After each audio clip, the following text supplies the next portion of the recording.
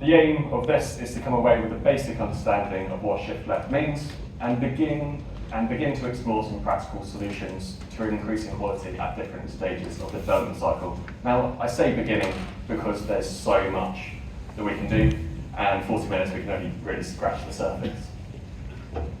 But before I dive in, I just want to share some cool things that have got me excited about this year with Flutter. Every now and then we see a bit of a negative tweet and I get absorbed in the comments, but I actually think there's loads of really exciting things for Flutter this year. Firstly, Headspace have announced that they're moving to Flutter. That's 65 million more installs that Flutter can potentially have and pursue.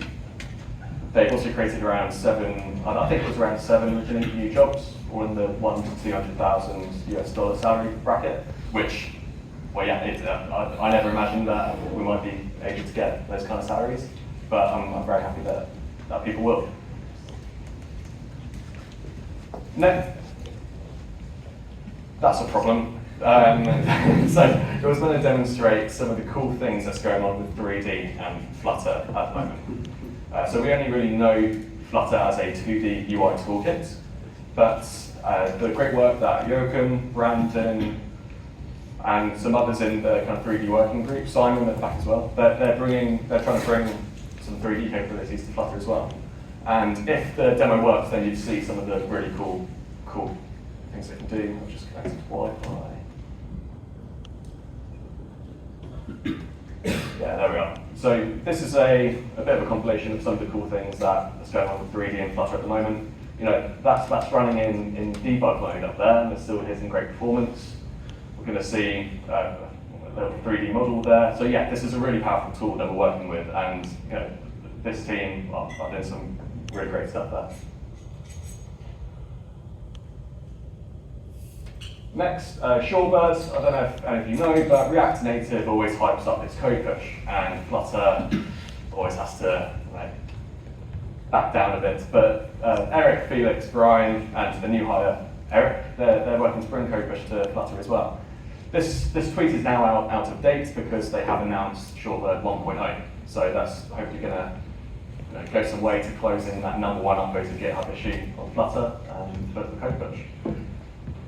And also, to be honest, none of us would be here talking about Flutter today, eating free pizza, drinking free beer, thank you, few and far, without the core Flutter team and all major early adopters and everyone in the room who's spent probably some years now investigating Flutter, so thank you everyone.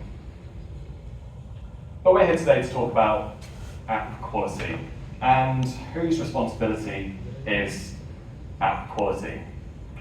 Is it the designers? Because they're going to design how the app should look and how users might interact with it, things like that. So are they responsible? What about developers? Because it's developers that write the code. If there's any performance issues or any bugs, it's probably going to be introduced by the developers. So yeah, it's their responsibility.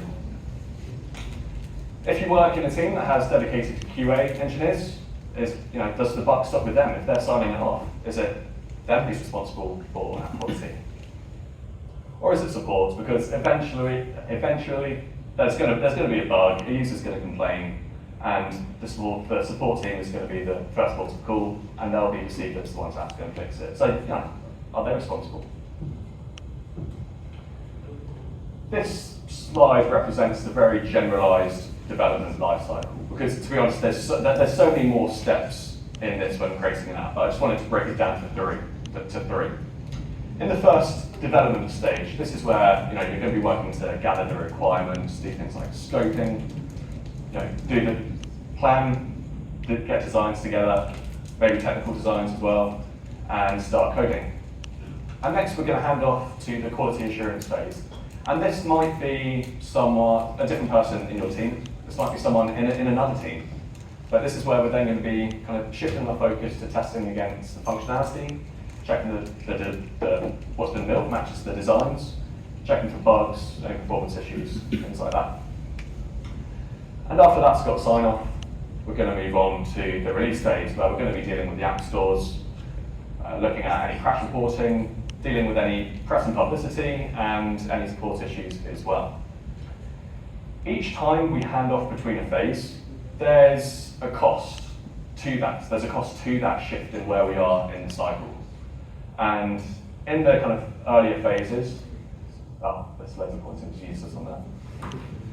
In the early phases, when you're moving from kind of development to quality assurance, the main costs are generally in time, resource, and money, because if we're working in a large team, chances are we're being paid for doing what we do.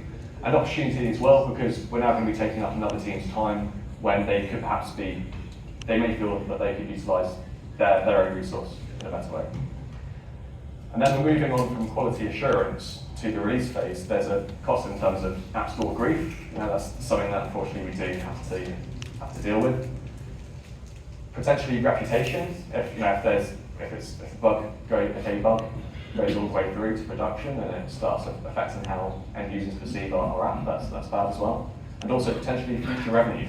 That can also have an impact. So I've got a small activity. On the next slides, I've got 3 scenarios about different holdups in different places in the generalized development lifecycle. And I want you to use your hands to vote with what you think the impact might be. There's no correct answer, really. It's all going to be relative, and this isn't going to be a judgment on you or your team or anything like that. It's just to hopefully demonstrate that there's a huge range of possible hiccups. So this first one, a flaw at the design stage doesn't get picked up until development starts. And just to talk about what that means, our unit of work, however big or small that may be, is still in that first development phase. Okay, so designs are finished, developers have started, but they've decided that actually there's a bit of a flaw here. Just take a few moments to consider how much time does this cost. Does it cost hours or days, or might it even cost weeks? Put your hands up if you think something like this might cost hours. A few, yeah. Put your hands up for days. Yeah, okay, cool, yeah, I think a few more there. And what about weeks? Cool, okay, so probably some people that work in heavily regulated industries. Cool, so yeah, I mean, hopefully it's not going to take too long. We haven't taken things too far down the line then. So if hopefully it stays at hours and days, but yeah, some of you have demonstrated that it could potentially take weeks to go back on these kind of things. Next, a bug at the development stage doesn't get picked up until quality assurance starts. So we have now finished the development phase. We've finished the development phase. We handed it off to the quality assurance team, and then they find a bug once they've started. How much time do you think this costs? Put your hands up for hours. Put your hands up for days. Cool. Put your hands up for weeks. Cool. Yeah, so yes, it's certainly probably going to take longer than while we're still able to rapidly iterate with the designers and the developers. So yeah, it could be a completely different team. The tooling could be different. And we need to be able to get repeatable steps to go back to the development stage to really diagnose and resolve it. Last one, a bug makes it all the way through to production and is requiring a high priority fix. So it's gone all the way down this way to the right, and someone's raised it. The CEO is very angry, it's requiring a high priority fix. How much time does this cost? Put your hands up if you think hours. Cool, okay, yeah. Put your hands up if you think days. Oh, sorry, I don't mean to jump down. Days, and what about weeks? Okay, cool, so yeah, again, a huge amount of variation. The little red herring I put in there was high priority fix. The chances are they're going to want to get it done as quickly as possible, but it's important to consider that we make sure it doesn't happen again. So your processes may need to be a bit more heightened the next time through. There's another question we can ask here. I'm not going to ask you to raise your hands here, but it's important to consider how many users might this cost. Are you now going to be losing users, or are you going to be losing out on the opportunity to gain users? And the same for revenue as well. If something stopped your checkout, for example, by working, or your subscriptions, then could potentially cost you thousands, hundreds of thousands, or millions. So enter shift left. Shift left is something that we've been exploring for a little while at Ape Wines now. And to be honest, there's loads of definitions out there. So I'm just going to highlight some of them for you. So browser stack sees it as literally pushing testing to the left with the intention of identifying and resolving bugs as early as possible. So that's browser stack. IBM sees it as an approach that emphasizes moving testing activities earlier in the development process. Sonar sees it as integrating critical development practices such as testing, security measures, and QA earlier in the development cycle. And just for reference, at Naked Wines, the one that we've kind of adopted is planning and reviewing quality earlier in the development cycle to prevent cost and efforts further down the line. So what it's essentially talking about is any concern for quality that's further down the line, we can bring those concerns earlier and find effective ways to tackle them earlier before they cost more in terms of time, money, and potentially users further down the line. So each time, I was going to take that slide out, sorry about that. So to answer the question from earlier, whose responsibility is app quality? Well, you probably guessed it. It is everyone's, really. Whatever your role in the development cycle, it's going to be your responsibility. But it isn't saying be less bad. I remember the first time I was told, we're going to start looking at this kind of approach. I took it to me, oh, Tom, stop being so bad when you send your work to the QA. But after considering the types of considerations that my QAs are experiencing, it's probably more about documenting the things that we're already doing, so the next team can make an informed decision about their approach to quality assurance. Because when we write, sorry, I'm a developer, so when I say we, I mean developers. When we write code, we're not just writing it blindly and pushing it and sending it on. At least, I hope we're not. We are checking that at least the acceptance criteria is met as we go. Otherwise, that would be incredibly embarrassing if we were to do that. But we're probably not documenting that, yes, we have checked this before we hand it over to the QA team. So if you're lucky enough to have a dedicated QA on your team, they don't have to go and repeat some of the testing that you might have done just because you haven't documented it. If they get given a unit of work to test and they have no idea what's going on, they're probably going to test everything again. But if they can see that, yes, Tom has proven that this acceptance criteria is met, either in the form of something like screenshots or screen recordings or demonstrating what automated tests you've got, then that might be suitable. And where we can find benefit in tackling low-hanging fruits earlier, we will. So these are going to be the kind of things that I'm going to be talking about with respect to Flutter in a second. And something I think is also important to talk about is that it's all entirely relative. Is there anyone out there that's a solo developer on their team, or perhaps solo just app creator in person? Okay, a couple. So you're all the four hats that I showed earlier. You are them, you're the designer, the developer, the QA, and your support. And is there anyone out there that has dedicated QAs on their team? Cool. Yeah, a few. Yeah, nice. And what about people that just have perhaps maybe one other developer to bounce on? Okay, a couple. Cool. So yeah, anyway, that hopefully demonstrates that there's so many different reasons why quality is relative to so many different people. These are a few more reasons why that might be. For example, the stakes might be different, regulation might be different, financial services, they're gonna have far more resource than little old wine company, for example. You may be dealing with existing code bases as well, which can make things challenging. Ownership in large companies, when there's loads of sub-products within a company, as people come and go, then they can sometimes get lost. But to be honest, it's mostly going to be about resource and money, really, isn't it? So, how can teams shift left with Flutter? So, there's loads of different ways that we can bring quality concerns earlier, and particularly for developers as well.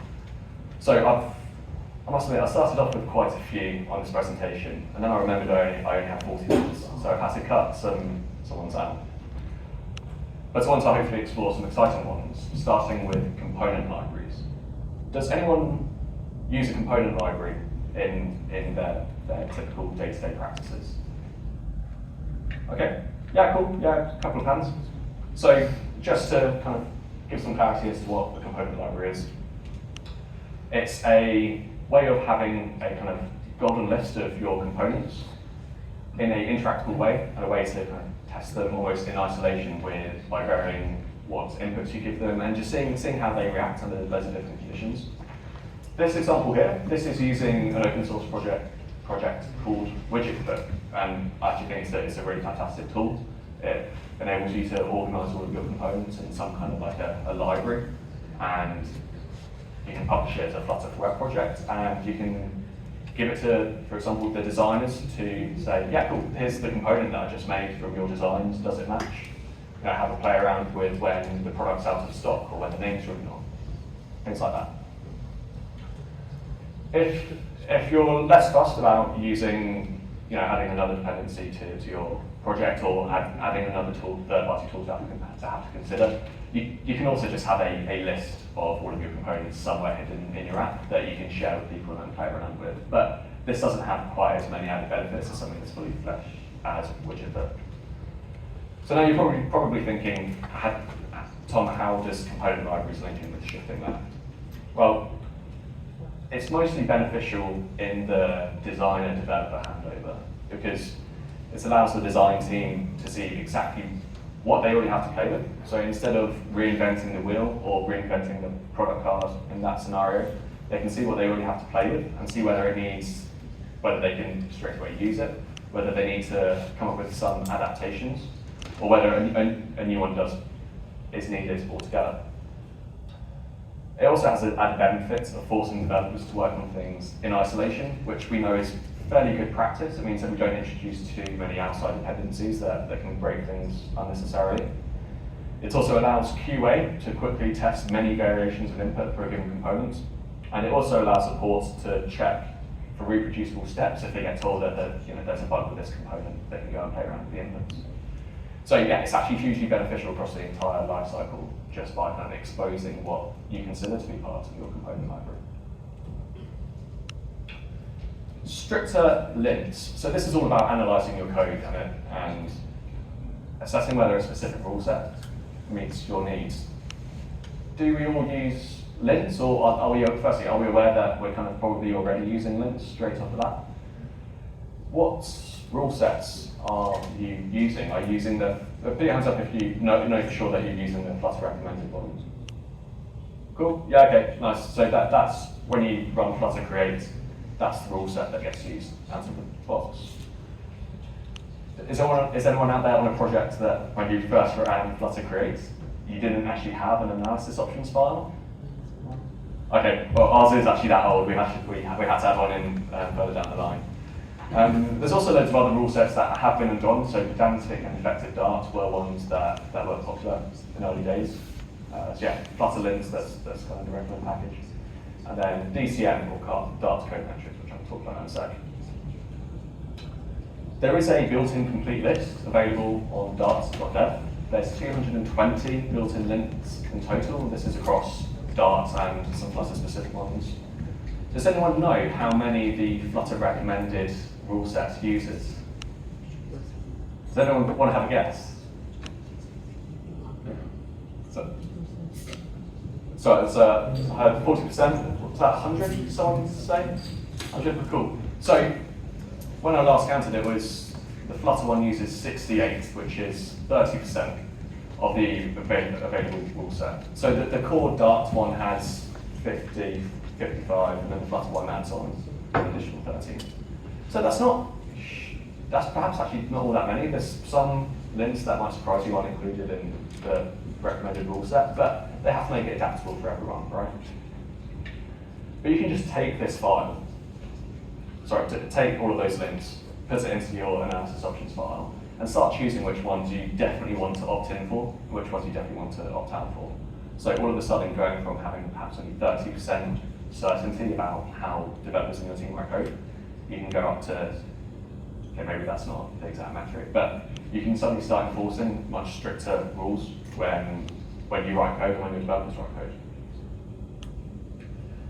There's also the custom lint package published by Invitace, largely written by Remy, and there's a video of Majid taking you through how to use custom lint to write your own lints. Maybe there's something that's actually really bugging you about the way you write code or your team writes code. You can utilize this to write your own lints to go and capture that development time. This here, I found this snippet of code on a blog article from a large company talking about how they started using Flutter. And I think there's 2 lints and perhaps a code review statement in this. This isn't by no means meaning to shame this company, and I'll explain why after. But I think there's 2 lints that could be used here, which are quite common ones, which I understand to be in the Flutter default rule set. Can anyone see from this sample what lints might be able to be enabled? What could be? It's all relative. Which okay, so single quotes. Yeah. So yeah, that's one that there's links for both single quotes and prefer single quotes and prefer double quotes. But yeah, good spot. I didn't check that. Oh yeah. So yeah, you're talking about this one. Yeah, here it's using ternary. So yeah, cool. Wonder what my issue was last night then. So. Sorry, I need to restart the screen. I've lost track of where we were. So single quotes versus double quotes, the ternary operator. Duplicate condition. Yeah, you know what? Yeah, that's one I didn't spot. There is some static analysis to resolve that. Yeah, prefer const. Yes, cool. So you know what? Yeah, the container, size blocks. Yeah, perhaps probably some of those as well. So anyway, from what was probably a very innocent screenshot, we seem to have ripped this code apart a little bit. So yeah, the clicker doesn't work. The 2 that I spotted were prefer const constructors, size blocks for white space. And yes, I'm not aware that there's a lint for using control flow operators in lists instead. If there is, come and tell me what it is after. Okay, cool. Yeah, so some of the names for the lints are kind of weird. So the reason why this is in no way trying to shame this company. The company brought in over $1 billion in revenue that year. So are they really going to care about the lints? I don't know, maybe not. If I had that much money, maybe not. They also mentioned that they have a very powerful automation suite. Hey, maybe they're using control. But because they've mentioned this and the type of company that they are, it wouldn't surprise me if they spent more time doing QA than doing the actual development. So actually, yeah, it doesn't necessarily any of those matter. And I appreciate that completely takes away from my shift left, do things earlier kind of talk. I like to try and play devil's advocate when I'm exploring these things. So anyway, how is using lints shifting left? We can keep the time spent during code reviews down to a minimum because it removes ambiguity about whether, you should be using single quotes or whether you should be using double quotes, those kind of things. So it tries to eliminate as much ambiguity as possible. It can also help pick up on code that might affect performance or be more error-prone further down the line. So it can increase confidence in the whole team. And support's going to be happy knowing that bugs should be down to a minimum, but where there are, it's a lot easier to go in and do some root cause analysis on. Code metrics.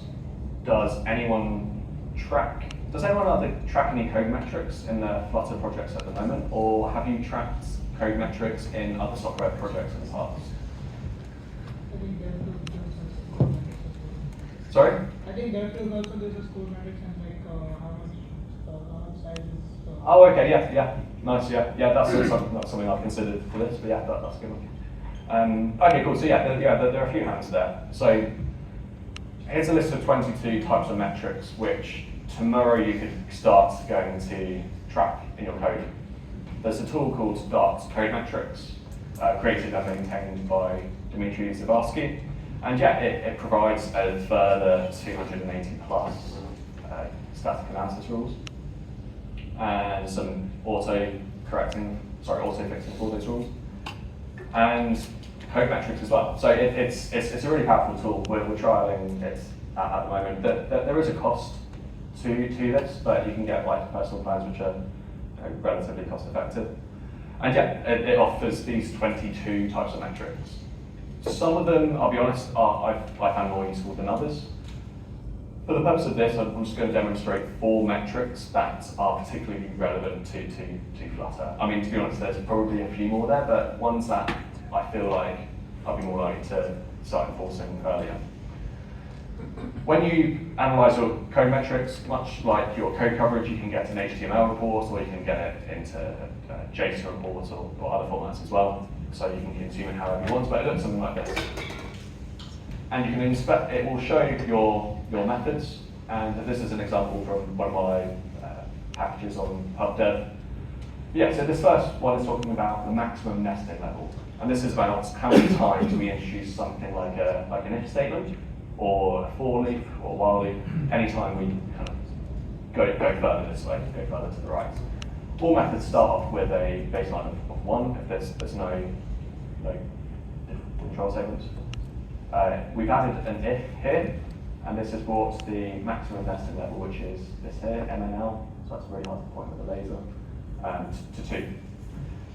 If I change that if statement I just pointed out to be if that, and then check this, it's gone up to 3. So by choosing an appropriate number for your team, or maybe your existing code base, you can kind of start to see that actually, the code starts to become a bit less readable. Another one, number of parameters. Yeah, it's not necessarily specific to Flutter, and hopefully self-explanatory. This method here, I've got one parameter called enabled. NOP is 1. If I add 2 more to get 3, it goes up to 3.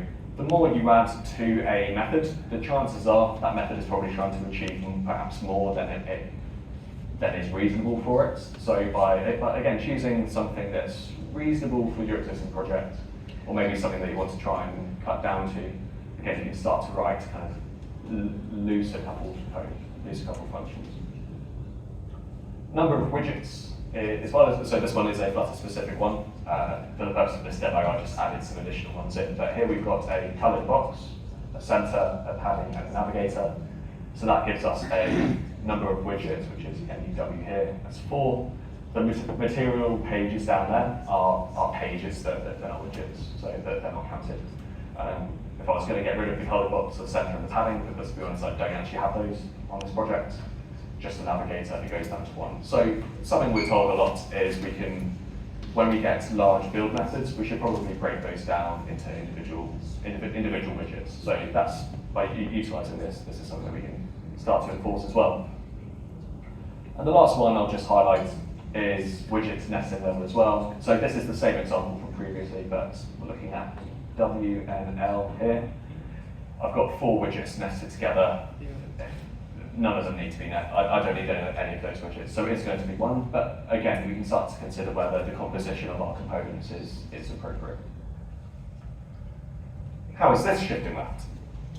So similar to enabling stricter lints, it enforces a stricter code style for you and your team. So it really forces you to think carefully about how you write code, and it helps to try and maximize testable code as well, depending on how you do it.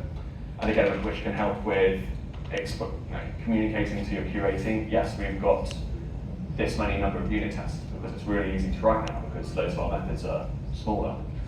Or easier for the support team to come in and do some root cause analysis, because all of a sudden your functions are a lot smaller as well.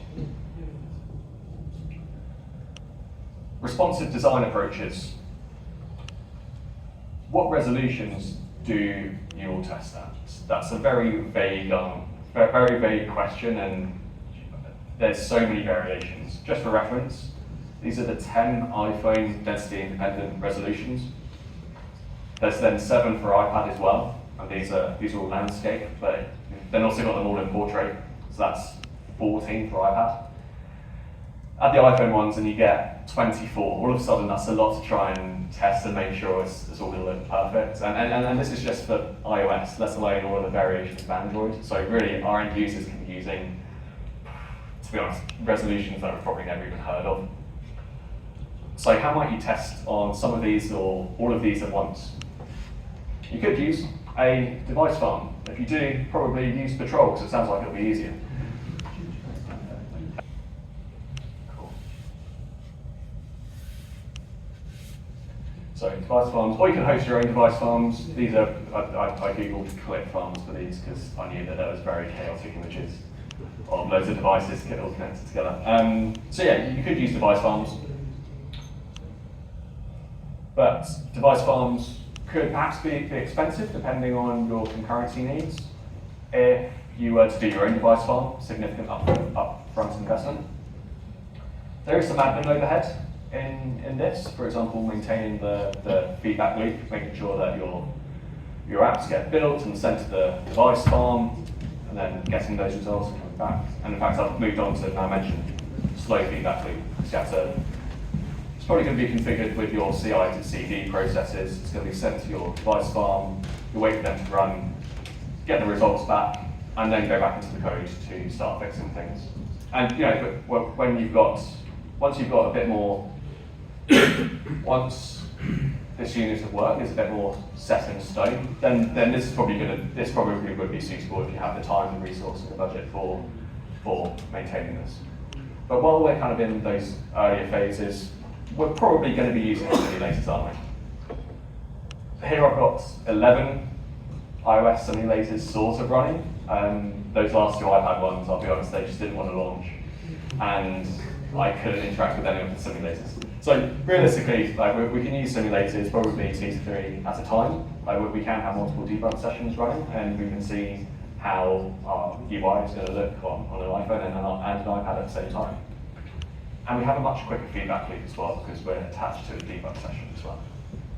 But I think there's something that we can go further with as well, which might be useful, and that's to use free responsive platforms. So what I'm talking about here is Flutter for web and Flutter for desktop. Because we can, with project by project basis, but we can make a couple of adaptations to enable our apps to run on web context or desktop context. So we can just resize to whatever resolution we want. And we can, you probably saw there the classic yellow and black warning tape. We can kind of sit there, perhaps even with a designer, and see, yeah, cool. So at this resolution, it's going to start to look kind of now what we want to do. With Chrome, we can even just choose a whole load of preset devices if we want, and we don't even need to stop our debug session and relaunch. So again, it's very beneficial here because we do have a debug session attached. So the feedback loop is going to be near instant. Of course, there are caveats there. Rendering may be slightly different, so you will have to weigh up whether that kind of testing is suitable for you and your team. And there may also be some platform-specific behavior as well that you might not be able to replicate entirely. But for getting a good general idea as to how your app is going to respond on whatever resolution your end users might use, that's something you could perhaps consider. As the shifting left, I've probably just spoken about a bit about how that is, but if we can confirm that, yeah, we're fairly confident that there's nothing that's going to break UI-wise when we hand it over. If we provide good test evidence with that, then our QA team can focus on the functionality instead of, on my iPad it doesn't look great. Okay, they can focus on the things that they feel are going to be more important. Instant feedback loops. But yeah, you do just have to make sure that it's those slight risks in rendering differences is acceptable. The last ones I'm going to kind of talk about. A lot of this can all be resolved also by just doing some good planning and setting expectations. If you read some of the Shift Left blog articles, one thing that they really talk about is getting the relevant QA experts in the planning early, so you can make those informed decisions about what it is that needs to be tested with a particular unit of work, and who the best person to test that is. Because sometimes it might not be a dedicated QA. If we're going to be testing how the app behaves when a particular type of error happens, it's going to be a lot easier for the developers to throw that random exception somewhere and see how it responds. Okay, so these next few slides are more so food for thought. in your workflow, who can QA a text change or an asset change? Do we need to take up a QA engineer's time with that? Is that something that we can provide good evidence for and allow it through? Who can QA a bug fix? There's going to be loads of people involved in the bug fix. There's going to be the person who found it, the support engineer who's perhaps done root cause analysis, the developers for fixing it. So yeah, who can QA it and sign it off? Does it need to go all the way through the pipeline again? Who can QA a design change? Okay. Can it be the designers? You know what? It probably is going to be the designers. What about expected error handling as well? That is what I just mentioned. And also, who has visibility over the automated tests that's in place, code coverage and code metrics? Because if we can expose some of this information to the QA engineers, then again, it allows them to make really informed decisions as to which areas to really narrow in down and focus and try to break. And then code reviews as well. While introducing some stricter limits and some code metrics will make your code reviews a lot easier to come to. Some things that you should come up with a good plan with at the start is deciding what happens if there's been any additional warnings enabled, whether there's an acceptable limit to that or whether you want absolutely zero, which is very achievable. Consider whether any new dependencies have been added. Is this something that we're expecting to suddenly see in a code review? You know, if I got a code review tomorrow with 3 new dependencies, I'd probably heavily question it, that someone's been missing planning there if we decided that. If one person's decided that we need to introduce another dependency. Have any static analysis configurations changed? Has that one rule that one developer really hates being enabled, have they disabled that so all of their code is suddenly perfect? And have our metrics degraded at all? Yeah, so it's depending on how you approach projects. There may be times within a unit of work where some stuff might degrade while you happen to migrate loads of work. Is that acceptable, and can you plan for that earlier on?